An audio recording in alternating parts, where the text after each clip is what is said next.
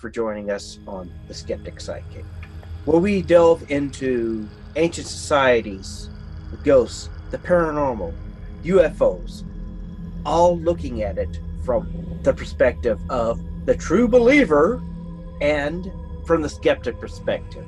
Joining me, my partner, my co-host, my sibling, Kimber Rodriguez. Myself, I am Richard Gregg. And again, let's look into being the skeptic sidekick. Good evening, and thank you once again. Happy Halloween to all you people. And I just missed the old countdown where they have the black car in front of the UFO with the countdown on it. But that's just me. Welcome once again to the Skeptic Sidekick, and happy Halloween. With me, of course, is my wonderful, intelligent, fairly comfortable, and highly motivated Kimber Rodriguez. Well, the reason I don't do the UFO is because we're not talking UFOs tonight. Oh, well, we could do maybe one of a little hand reaching out from the grave, that sort of thing, you know. Yeah, I would have to custom make one. Unfortunately, Restream does not have anything like that. Right. So, how are you this fine Hallows Eve?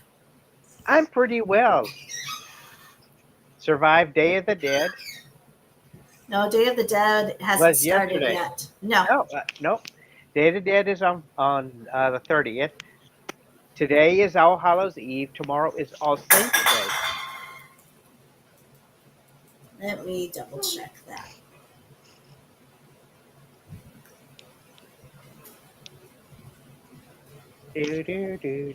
November 1st through the 2nd is Dia de los Muertos, Day of the Dead. Okay, it's actually supposed to be, you know, but that's neither here nor there. Yes. Because tomorrow is supposed to be All Saints Day. It's supposed to be, you know, the Day of the Saints, according to the Catholic Church. Which was created to thwart All Hallows Eve. Mm-hmm.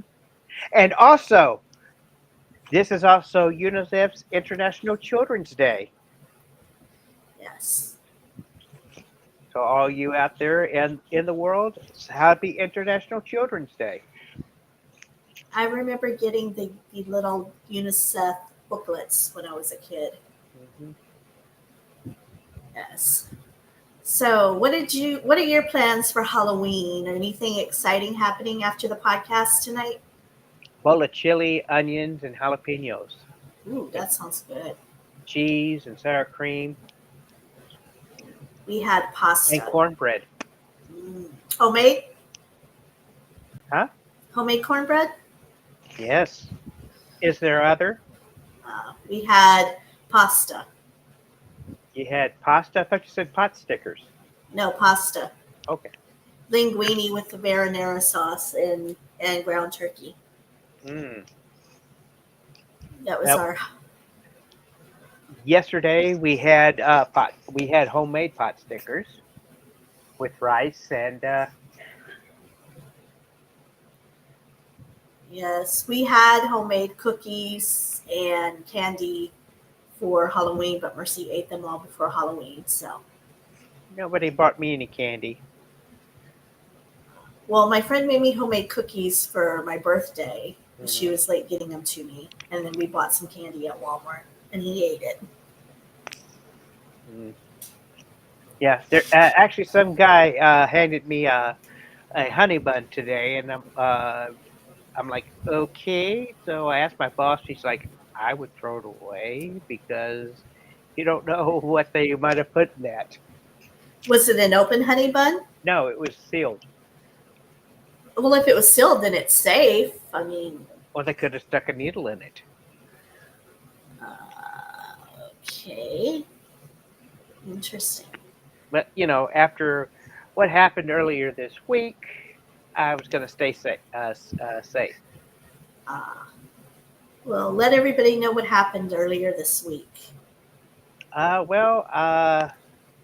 had a incident where I fainted at work. They still don't know what caused it. In fact, an hour after I left work, the fire department showed up and said, "Hey, we're here to help out that guy that passed out here at work." You had already gone home. Yeah, I'd already gone home.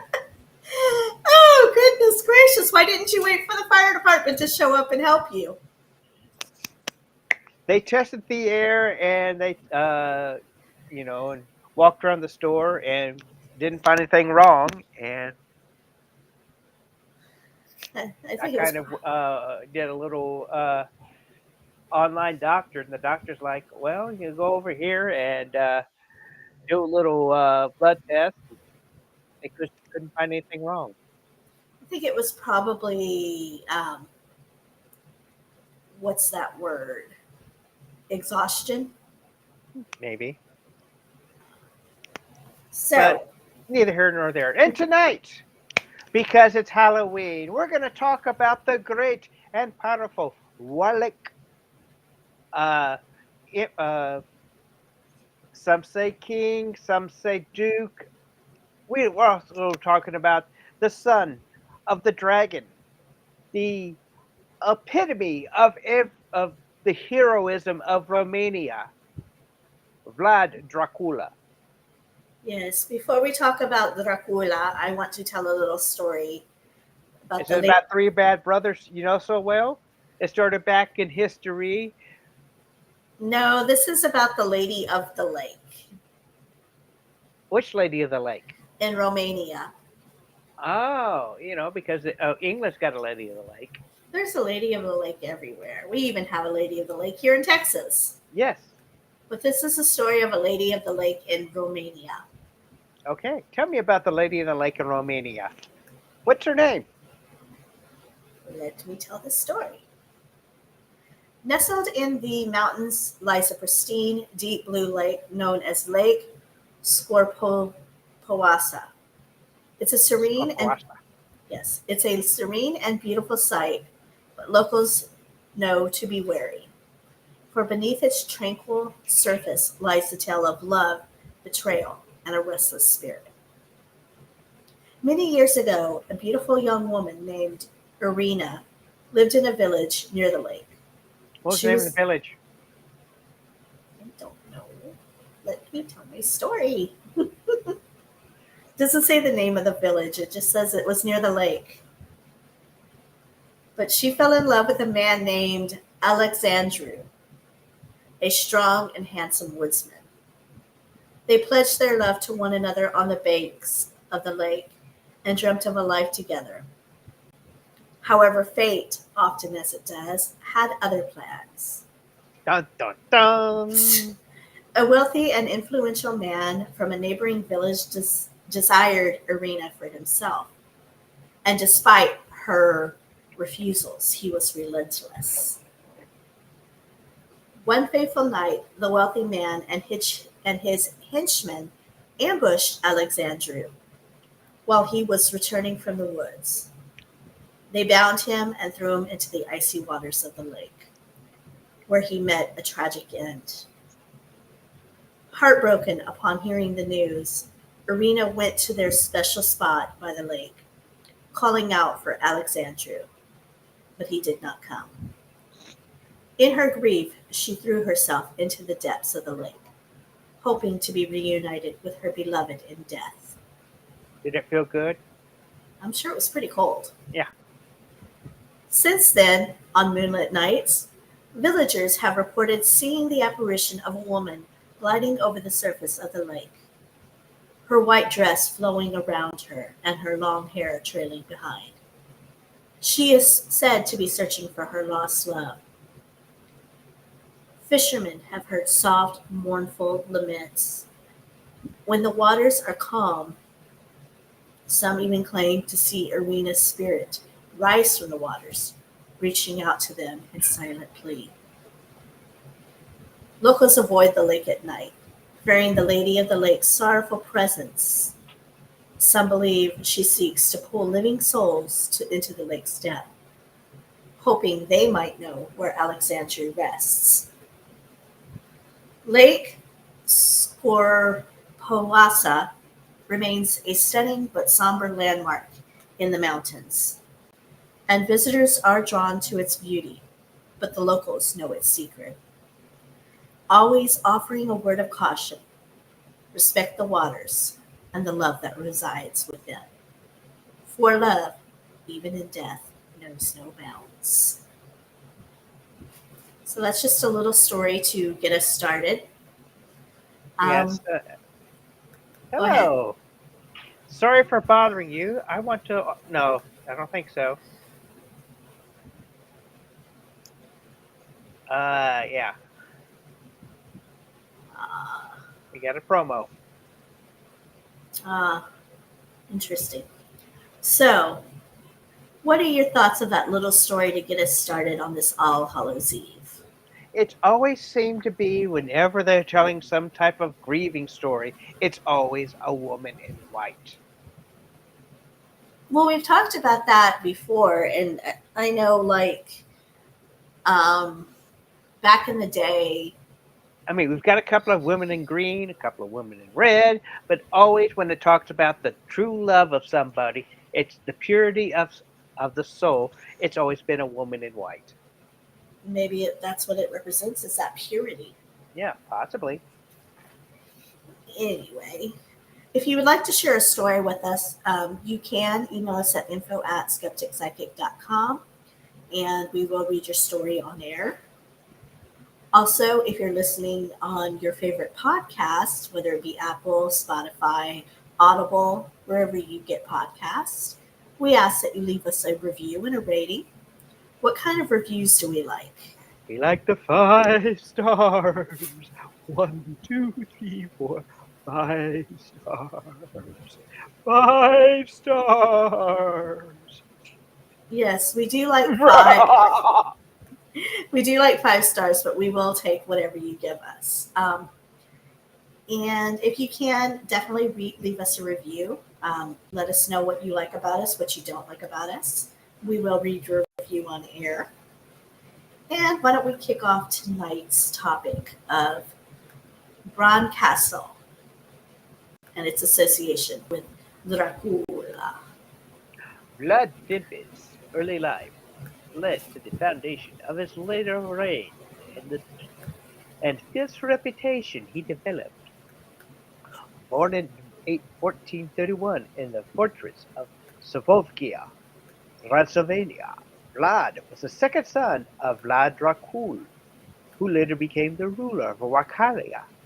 His surname, Dracula, means son of Dracul,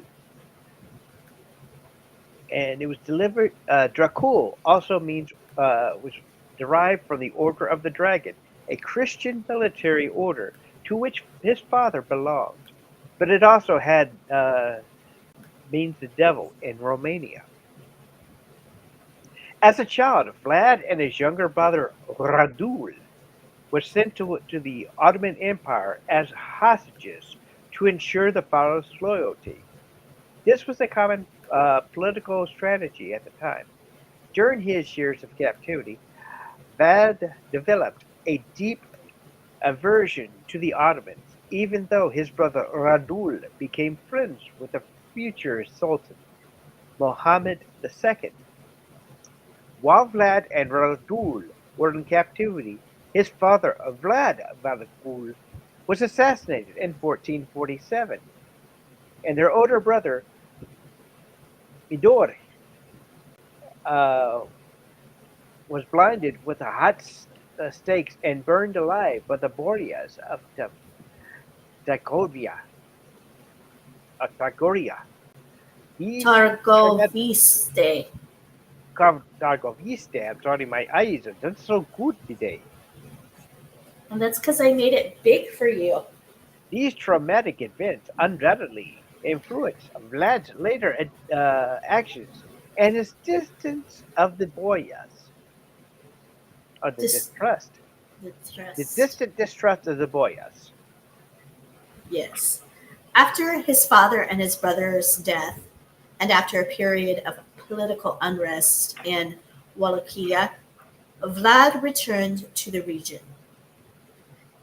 His early attempts to claim his father's throne were backed by various factions, including the Ottomans of the time. Although specific details about Vlad's education are not well documented, it is believed that, like many other noble children, he would have been schooled in warfare, strategy, governance, and several languages. His years in Ottoman captivity would also have exposed him to Turkish customs, politics, and military tactics. Vlad Tepe's defense in Wallachia is one of the most notable aspects of his reigns. His fierce assistance to the Ottoman Empire and his tactics for preserving Wallachian autonomy have left a significant mark in history. The 15th century was a time of significant expansion from the Ottomans into Europe, and Wallachia was a front line to the territory. It was often caught between the expanding Ottoman Empire and the Kingdom of Hungary, or Hungary. I'm Hungary. hungry for Hungary. One of Vlad's most famous military engagements was the night attack at Dargovista in 1462. To push back a large invading Ottoman army, Vlad launched a surprise night attack aiming to assassinate Sultan Mehmed II.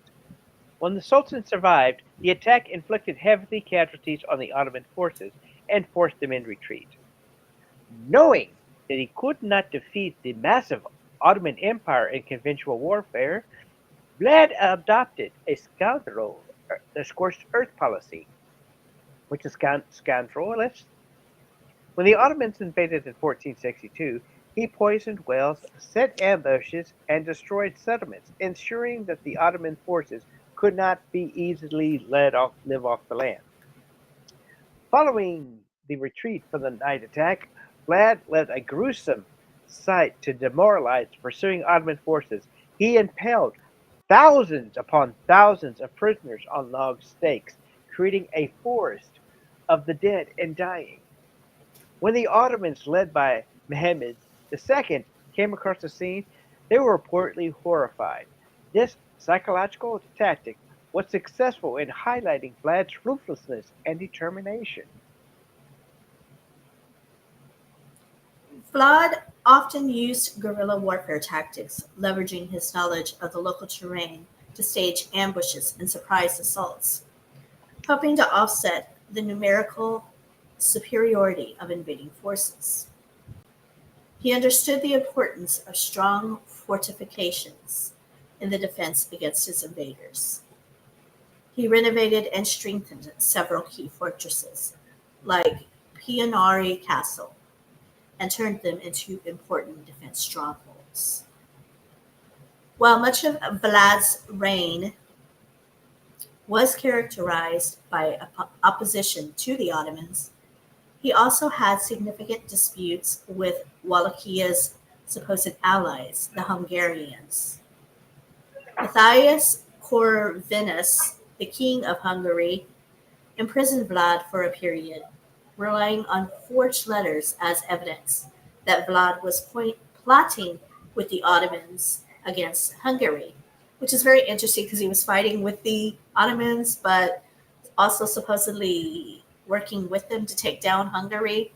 Hmm, I'm sure. Right. Mhm. His tactics, both psychological and military, in defending Wallachia were innovative and sometimes ruthlessly effective, as we talked about before with the spikes in the heads. He is often remembered for his brutal methods. However, it's also clear that he was a savvy and determined military leader, dedicated to defending his homeland of Romania.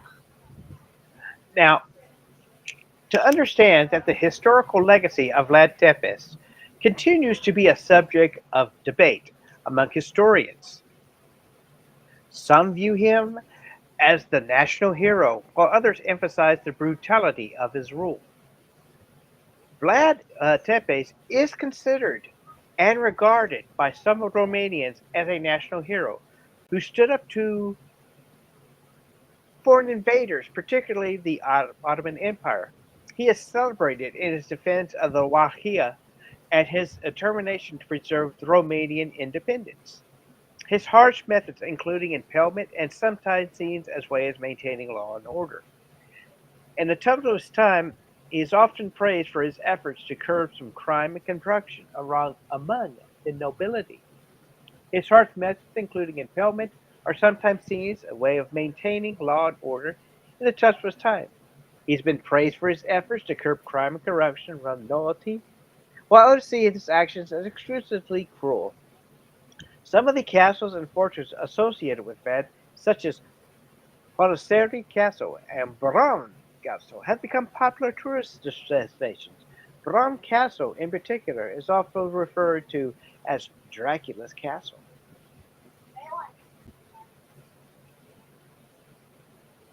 Now we're going to talk about Bram Stoker's Dracula. The character of Count Dracula, as penned by the Irish author Bram Stoker in his 1897 novel Dracula, has connections to Vlad Tepes, but it is essential to distinguish between the historical figure and the literary vampire. I do like in the movie how it kind of like tied, talking about the 90s Dracula movie with Winona Ryder and Gary Oldman. I like kind of how it tied the real Vlad in by him. Yes, Jonathan Harker was played by Keanu Reeves. Yes, but I like the way that they took that and they he cursed because his beloved committed suicide. So that is what turned him into the Bram Stoker's Dracula. So I like how they tied that together in the movie. But it is important to say that while Dracula is a fictional creation, it is possible that Bram Stoker was inspired by the tales of the brutality from Vlad Tepes. Yes. And to be, I don't think we mentioned before, but Tepes means impaler, which is what he was known to do. It is debated how much Bram Stoker took literary, what's the word I'm thinking of? Like he took his own inspiration and created his own character when writing Dracula. Some say that this was an inspiration. Others say that he had only a vague idea about the history, and it was more influenced by the legends of the vampires from Eastern Europe, which we did talk about in our vampire episode. If anybody wants to go back and check that out, or our vampire blog on our website, there is more information on that. But tell us more about Transylvania and its association with Dracula. Transylvania is the primary setting for Stoker's Dracula. Although Vlad Tepes ruled Wallachia, he was born in Transylvania in the town of Segura. The association between Dracula and Transylvania has cemented the popular culture. Even though Vlad Tepes' most notable acts are ruled and occurred in Wallachia. While both figures are known for their acts of bloodshed, their motivations and contexts are vastly different. Stoker's Dracula is a supernatural being, a vampire with motives rooted in the nature and curse, while Vlad Tepes was a prince with political, military, and personal motivations for his actions. If you ever want to see an interesting movie, I believe Christopher Lee did a movie about Vlad Tepes, done by Hammer Horror. Also, I believe in the early 2000s, there was a movie called Dracula Untold, which kind of told the story of Vlad Tepes becoming a vampire. Interesting. I will have to definitely check that one out. Now I know that Christopher Lee did play Dracula in a Hammerhead film, And several of them. but he actually did one about Vlad himself as well. Yes, he did. I will have to definitely check that out. Now, while both figures are in the popular culture, the lines between historical Vlad and the fictional Dracula often blur, leading to the misconceptions. However, the relationships between the two, while intriguing, is more nuanced and the rooted of a mix of history, folklore, and literary creativity. Now, tell me about Bran Castle. Yes, Bran Castle. Bran Castle's connection to Vlad, also known as Vlad the Impaler, or Vlad Dracul, or even Vlad Tepes, is often emphasized due to the fame of the Bram Stoker novel. However, the historical ties between the castle and Vlad were not as direct or as profound as popular culture may suggest. Now, it is strategically located at the pass between Transylvania and Wallachia. Historical records don't conclusively confirm that Vlad ever lived in Bronze Castle. However, considering its strategic importance, it is possible that he passed through or was involved in activities that, that relate to the castle.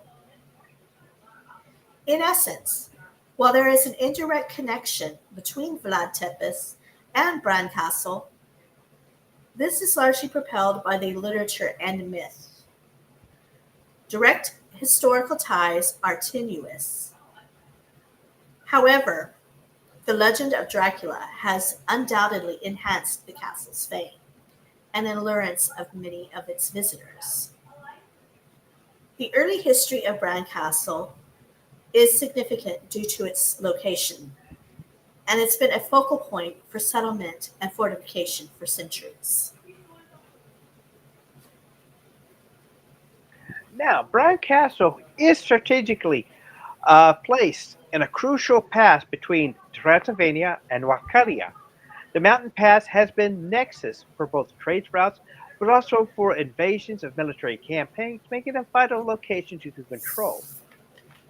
Around 1212, the Teutonic Knights, a German medieval military order, were invited to the Kingdom of Hungary to defend its boundaries and then help the Cumans, a nomadic group, to Christianity. In the process, they established a fortress in Bran. The early wooden fortress built by the Teutonic Knights was not long-lived. It played a vital role in the defense against Frisian, but faced challenges from the start: destruction by Mongols. In 1242, the Mongols, under the leadership of Batbu Khan, invaded Central Europe, wreaking havoc across the various regions, including Transylvania. The wooden fortress built by the Teutonic Knight in Bronze was destroyed by that onslaught. Yes, following the Mongol invasions and subsequent withdrawal, there was a push to fortify the region further. The ruins of the wooden fortresses were a testament of a need for stronger defense. So in 1337, as mentioned before, Hungarian King Louis I of Anjou granted the Saxons of Kronstadt Brasov the privilege to build a stone castle. The intention was clear: establish a strong defense against potential invasions and secure the mountain's pass. I'll pick her up tomorrow. Bran's castle's transformation into a royal residence is a relatively recent chapter in its long history, as this phase did not begin until the 20th century, when the castle was then linked to the Romanian royal family. Now, after World War I, Transylvania was unified, with the Romanians. In 1920, the city of Brașov offered Bran Castle to Queen Marie of Romania as a token of appreciation for her role in achieving the Great Union of 1918, which led to the foundation of what modern Romania would be. Queen Marie was the wife of King Ferdinand of Romania and is credited with transforming Bran Castle into a royal summer residence. She undertook the significant renovation and restoration work on the castle, ensuring it had a modern comfort while preferring the historical character.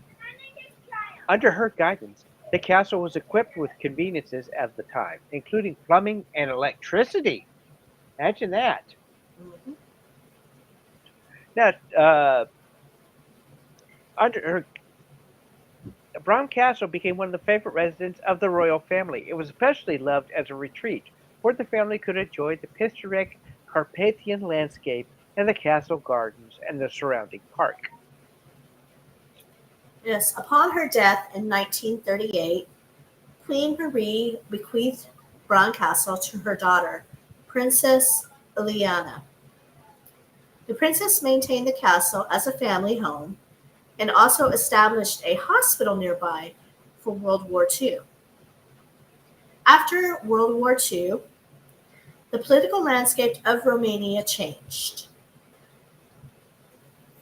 This is with the advent of the communist regime.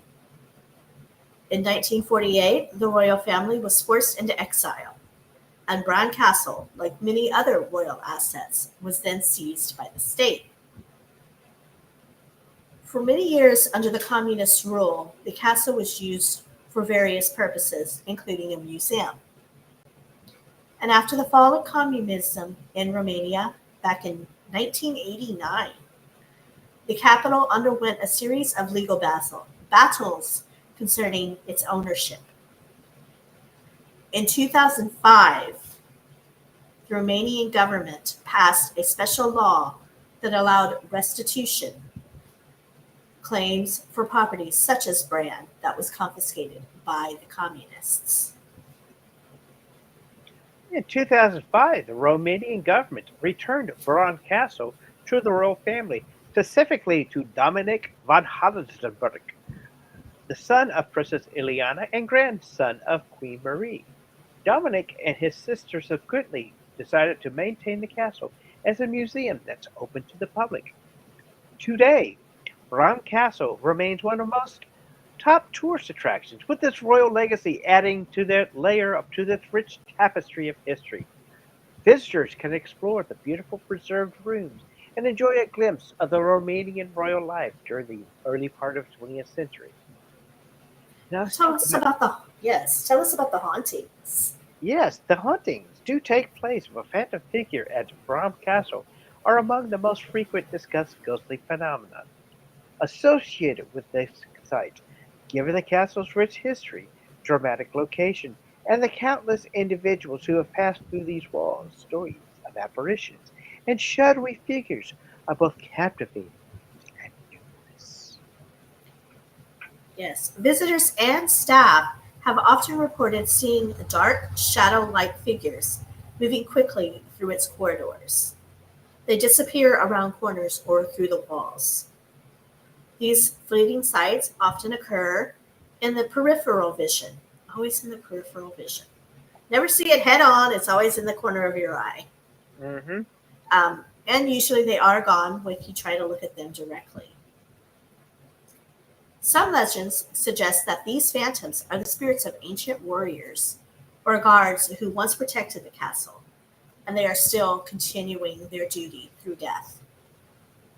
The idea that these soldiers remained vigilant, ensuring the safety of the fortress even beyond their mortal lives. Some suggest that the spirits of some of the individuals linger attached to the place they once called home. They may not be bound to the castle due to trauma or tragedy, but simply of their strong connection to it during life. Well, that's nice. Yeah. I'd like to hang out somewhere that I love in the afterlife. Mm. Now, given the castle's strategic importance, it has likely witnessed its fair share of intrigue, betrayal, and violence over the centuries. Some stories even suggest that individuals who met their untimely or unjustly ends within the walls might still roam as restless spirits, seeking justice or resolution. Descriptions of these phantom figures vary. Some are said to appear as transparent or misty human form, while others are merely shadow shapes without discernible features. There are also tales of apparitions dressed in period costumes, reflecting different eras of the castle history. While sightings can reportedly occur on every within the castle, it is certain aspects seem to have higher concentrations of reports. These include the older sections of the castle, the dungeons, and certain towers. The castle wall stairwells, as well as areas near the well in the courtyard, are also frequent hotspots to such tales. You've got a little bit of a Dracula accent going on there, I I see. am so sorry. It Oh, is you are something that is just fine. popping up. You are fine. I wonder why that is happening. I do not know. Maybe it is the content that we are speaking of Oh, that is maybe, giving you this accent. possibly. Many visitors have described feelings of being watched when no one else is present, or the sensation of someone passing by them closely when they're alone. Bran's Castle, as with many historic and atmospheric locations, has tales of cold spots in its ghostly lore. With its ancient stone walls, narrow corridors, and vast chambers, Bran Castle has several areas where visitors report these spots. These areas often include older sections of the castle, dungeons, stairwells, and certain rooms that have tales of tragic or violent events tied to them. Again, you're in a cold, murky castle built of Hmm. stone. You're going to have cold spots. It's going to get drafty in there. Yes. It's not very well insulated. No, slated. Yes. Beyond just the drop in temperature, some visitors also report feelings of unease, sadness, or dread. Some even describe a tingling sensation on their skin or the feeling of an unseen presence nearby. It's cold in that castle. I've got goosebumps. Is it a ghost? No, it's just cold. Continue on. Yes.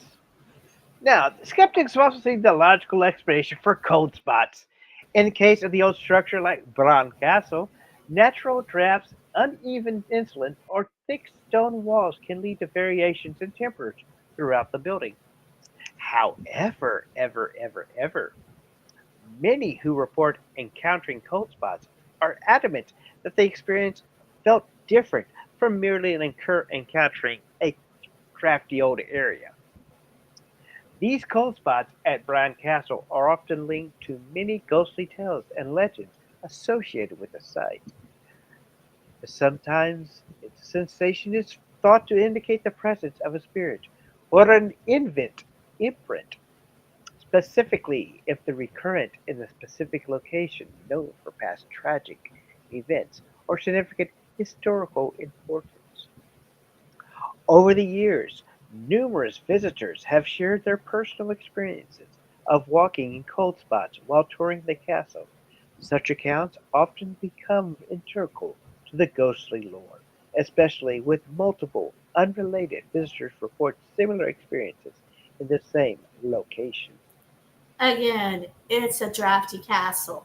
You're gonna get cold spots. Yeah.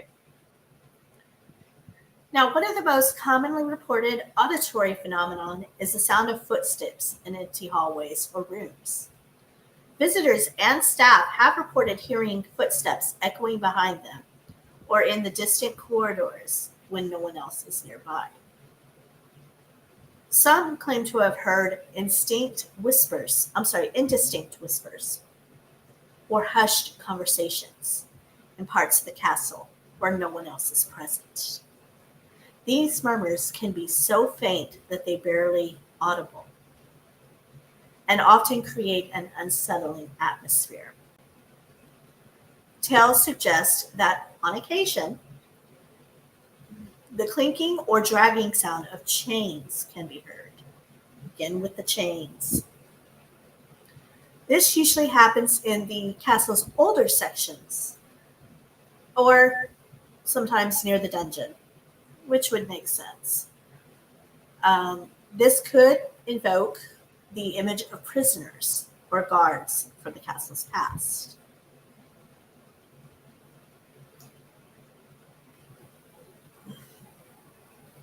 Now, reports of distant sounds of clashing metal resemble swords of armor have been mentioned. These sounds, if indeed they occur, could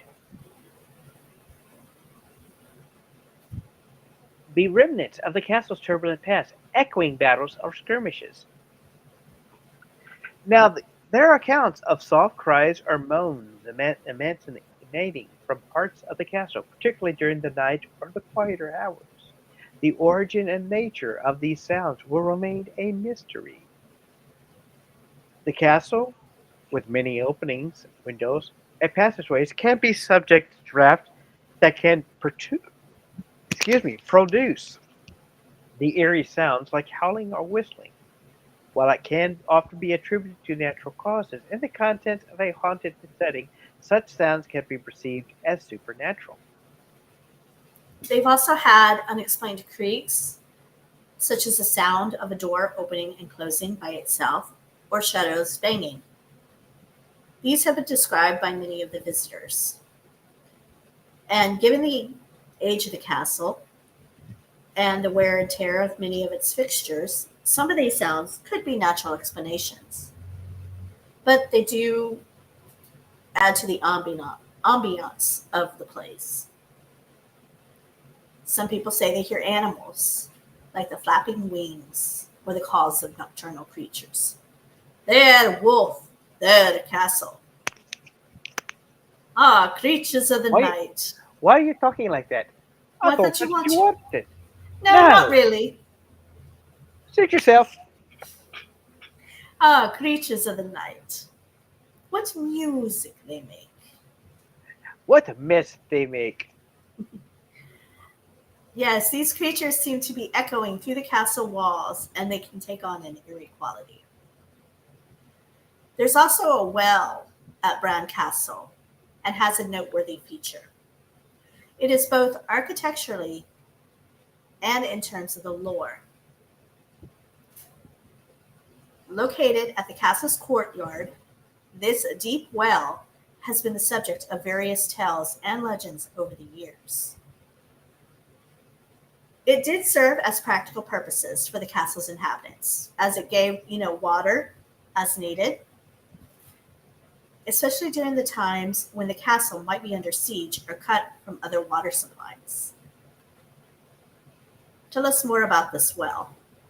Yeah, it's impressively deep, delving into the mountains to reach the water table. The construction would have been a significant engineering feat for its time, ensuring that the castle had a reliable water source year round. There's a legend suggesting that the well was dug by prisoners, and according to this tale, that they were promised freedom once the well reached water. However, after years of labor, when they finally reached waters, the captors did not keep their promise and instead killed them. Why. There's a story that's sometimes used to explain supposed paranormal activity or the feeling of unease near the well. Whispers of treasure hiding in the depths of the well have also circulated, adding to its allure and its mystery. Some stories even hint at the well being of a place where enemies or traitors were thrown as a form of punishment, although consecrated historical and concrete evidence for such claim is sparse. So I guess I've never gone into the well to search for bodies or anything like that. No,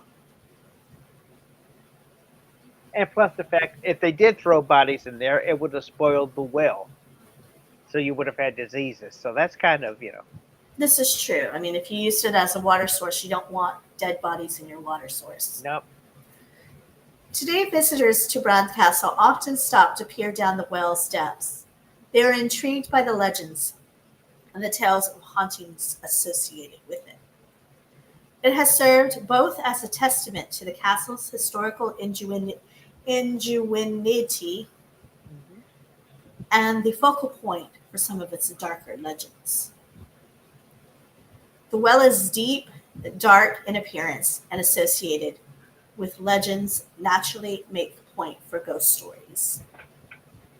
Visitors have reported feeling a sudden drop in temperatures near the well or a sense of unease. Some people say that they hear unexplained echoes or sounds coming from the depths. While at Bran Castle, it has been the subject of various legends and tales, and it does remain a marvel of architecture and a testament to the historical significance, ensuring a reliable water source, as we said before. And many of its legends, whether they're rooted in truth or they've been embellished over time, they do add another layer to the rich tapestry of stories surrounding Brad Castle. Bran Castle. Not Brad. It's not Brad's castle. It's Bran Castle. Sorry Wrong. about that. Bran, Bran, Brad. It's a castle. Yep. Now tell us about the spirit of Queen Marie. Now that it's not the fact that they would have known who it is. It's rumored that there is a had been regal looking apparition. They believe it to be Queen Marie, in various parts of the castle. Those sightings often described as benevolent and graceful figure that seems to be moving through the castle in halls or standing by windows. There are tall tales of Queen Marie's presence being particularly felt in her favorite room or spots within the castle. These include areas she frequents or places with her personal items are on display. Some visitors have reported a sense of warmth, even the faint scent of flowers, reminiscent of her favorite perfume in these areas. Beyond the visual apparition, there have been reports of unexplained phenomena that are attributed to Queen Marie's spirit. These include gentle rustling of fabric, faint music, or the soft sound of a woman's laughter or voice echoing into the castle. Yes, given Queen Marie's love and care for Bronze Castle during her lifetime, the legend suggests that her spirit remains as a protector or a guardian of the castle, ensuring its preservation and overseeing the visitors that come. Bran Castle houses several of Queen Marie's personal belongings. These include her furniture, some of her art, and decor. Some believe that these items do carry her energy and her memories, and this acts as an anchor for her spirit. This allows her presence to be felt more strongly within the castle. And over the years, numerous visitors have shared personal experiences they believe to be encounters with Queen Marie. Stories often describe feelings of comfort and peace, or even a sense of being watched over in a maternal or protective manner. Now, while it's not true that Vlad may or may not have frequented this castle, or have even inhabited Bran Castle, that hasn't stopped people from claiming he haunts the castle. Some visitors claim to feel a very particular, strong, oppressive, or intense energy in certain parts of the castle, which they attribute to Vlad's spirit or presence. The sensation might be felt more strongly in the areas associated with intense or imprisonment, places one might imagine a Vlad would have been active or present. These are jealous sightings of a tall, dark figure resembling of the descriptions of Mr. Lord Tepes, often seen standing in the towers or on the ramparts of the castle, watching over the surroundings. Such apparitions are typically brief and ethereal, adding to that mystery. Night tours and investigations by paranormal enthusiasts have sometimes reported experiences they associated with blood, often unexplained, and the cold spots to shadowy figures, or even the distant sounds of a medieval battle. Again, since Vlad has never been officially on record of being at this castle, could it not just be a spirit of a soldier or someone, maybe a general or captain? A Teutonic Knight, perhaps? Very possible if the Teutonic Knights were there. Yep. Now, again, the link between Vlad and Bronze Castle is undoubtedly beneficial for tourism, as it does capitalize on the Dracula legend to draw its visitors in. Whether his spirit truly does haunt the castle or not, tales of of his presence do enhance the castle's allure and mystery.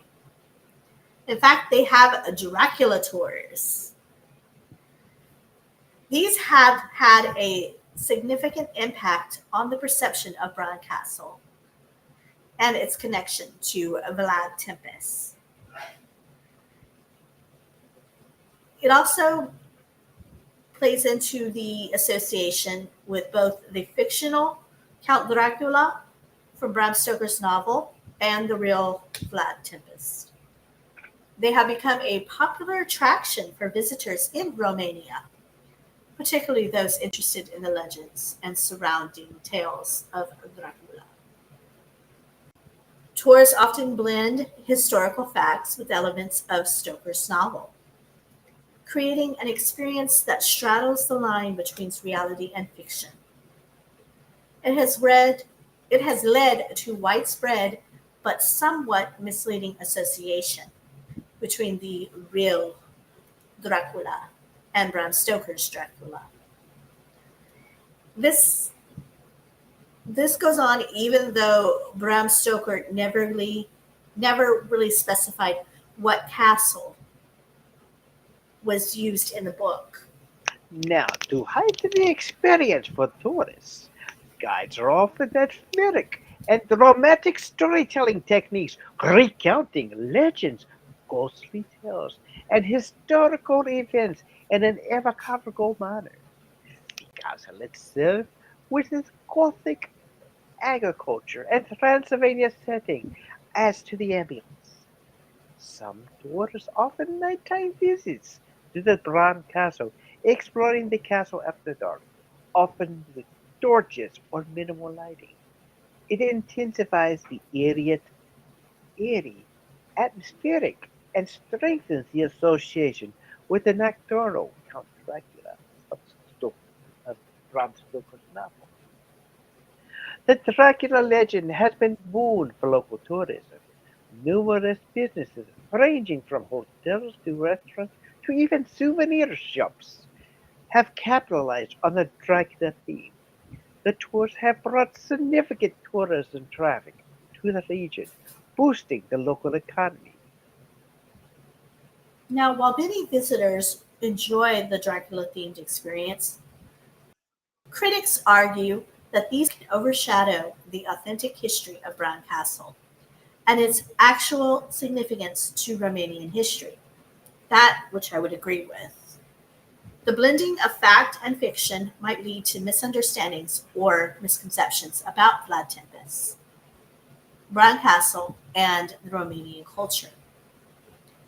While Bran Castle is a focal point, many Dracula tours also incorporate other locations in Romania, such as Sayasora, which is Vlad Tepes' birthplace, and the ruins of Payonari Castle. Which they do say Hayonari Castle is also haunted. Yes. And that does have a more direct connection to Vlad. This broader exploration does deepen tourist engagement with the Dracula legend and the Romanian history. Now, on a positive side, the allure of Dracula legend, excuse me, excuse me, I had a frog in my throat. Um, the allure of the legend does draw visitors from around the world, and the interest can serve as a gateway for tourists to delve deeper into the Romanian culture, history, and the folklore behind the Dracula narrative. Now, tell us about Bran Castle in the media. Now, while movies like the 1930s Dracula starring Bela Lugosi, or the 1958 Dracula with Christopher Lee, or even the 77 Dracula, or the 1990s Dracula, or even the Dracula Dead and Loving It starring Leslie Nielsen, do not directly depict Bram Castle as the design of Dracula's castle in these or similar films. They often take inspirations of the real Transylvanian architect, which includes elements reminiscent of Bran Castle. Also, the British production company Hammer Films Productions, famous for its gothic horror films from the 50s up until the 70s, made several Dracula films. The portrayal of Dracula's castle in these films with its dark, looming presence often carries the aura and essence associated with Bram Castle. Again, talking about the 1992 Bram Stoker's Dracula, directed by Francis Ford Coppola, presents a romantic side as grandeur as the grand vision of Dracula's castle. While not a direct representation of Bram Castle, the intertwining of Dracula's legend with actual Transylvanian history also brings Bram Castle to the minds of the viewers. Then you also have shows like Pretty Dreadful and Dracula from 2013. These tap into the Dracula mythos, indirectly contributing to the popular image of the Transylvania castles, further popularizing the idea of eerie, towering structures like Bran Castle. Excuse me. Also, the BBC's miniseries Dracula, which was co-written by Steve Moffat and Mark Gatiss, Which provides are a, the writers and creators of the modern day Doctor Who. they do provide another modern interpretation of the story. Again, not centered on Bran Castle, but it does build on the popular imagery of Dracula's Transylvanian home. Various TV programs exploring the true history of Vlad the Impaler, the Dracula legend, and the history of Transylvania might feature or reference Bran Castle, both for its genuine historical significance and its Dracula associations. Now, Bram Castle's reputation has also made its way into the lighter media, including animated series or comedies that reference Dracula. Shows that might feature a Dracula castle inspired by popular images of Bram Castle, even in comedic or parodic contexts, such as Dracula Dead or Loving It or Love at First Bite. Outside of the English language cinema, various European and international films touching on the Dracula legends or vampire lore may take visual cues of the iconic look of Bran Castle and similar in Transylvania structures. It is crucial to understand that while Bran Castle itself may not always be directly portrayed in these films and televisions, its reputation, combined with Dracula legend, has significantly influenced the general depiction of Transylvanian castles in popular media. The cinematic image of Dracula's castle, with its towering spires, looming ramparts, and eerie ambience, owes much to the places like Bran Castle and the myths surrounding it. Now, other shows like Scariest Place on Earth, Ghost Hunters, Ghost adventurers, uh,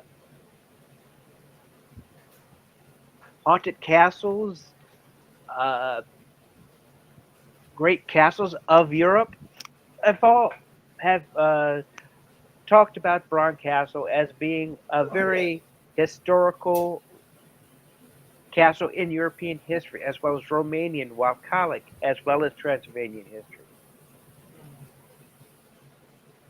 Now, we ask, what are your thoughts? Do you believe that Bronze Castle is haunted? Do you think that Vlad's spirit has taken up residence there, even though he was never there in real life, as we know? Let us know in the comments. And if you're watching on YouTube or Twitch, make sure you to like and subscribe. While you're at it, click the bell so that you know when we post new content. What do you think, Rick? Do you think that Bron Castle is haunted? Do you think Dracula has taken up residence there? I believe that it's more or less he'd be more haunting at his own castle, which is now in complete ruins. They've not rebuilt it, as opposed to actually being part of Bran Castle. Interesting. What? Oh, just what you said.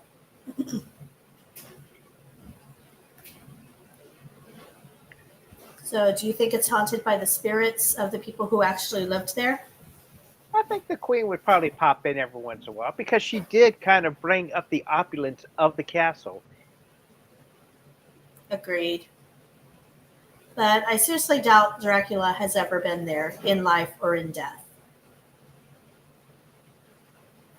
Yeah. And that concludes our. One thing to notice.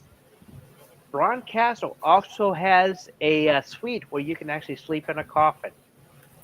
Thank you, but no thank you. That's just if you ever felt like you wanted to get the true experience of being a vampire. No thank you. That's right, too. A children of the night, perhaps. Be one of the brides of the death of Dracula, or even him himself. Possibly Renfield could sleep next to you on the floor.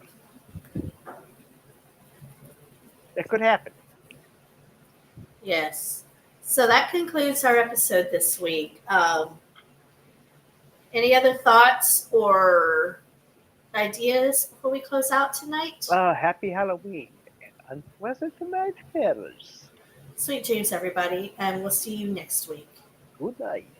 Good night.